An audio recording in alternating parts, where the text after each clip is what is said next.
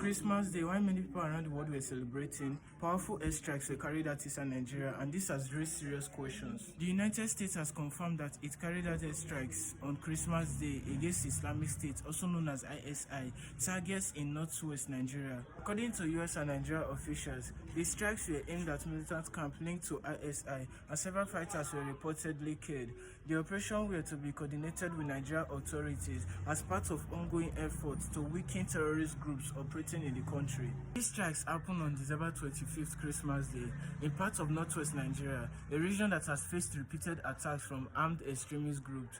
The timing alone has drawn attention because Christmas Day is usually associated with peace and celebration, not military action. For those who may not know, ISIS stands for Islamic State of Iraq and Syria. ISIS is an extremist terrorist group that first became globally known around 2014 after taking control of large areas in Iraq and Syria.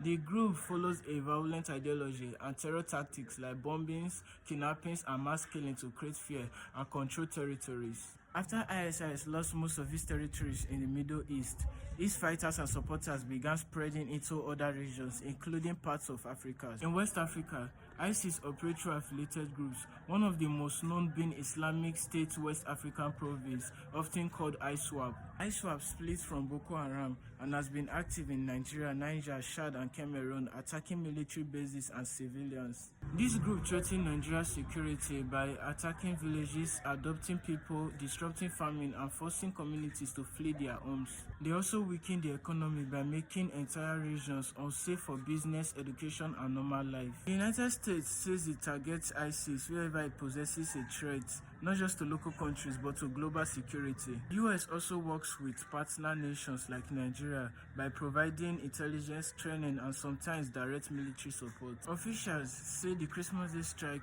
were meant to disrupt ISIS and prevent future attacks. Some Nigerians and leaders have welcomed the strikes, saying any help against terrorism is necessary. Others have raised concern, asking whether Nigeria should rely on foreign military power or focus more on strengthening its own security. This debate is now trending across the country. Will these strikes reduce terrorism in Nigeria or only push the problem elsewhere? Is foreign military assistance a solution or just a temporary fix? How can long-term peace truly be achieved in affected regions? What's clear is that terrorism remains a serious challenge and the fight against it still remains far from over. Do you think foreign military strikes help Nigeria's security, or should Nigeria handle this alone?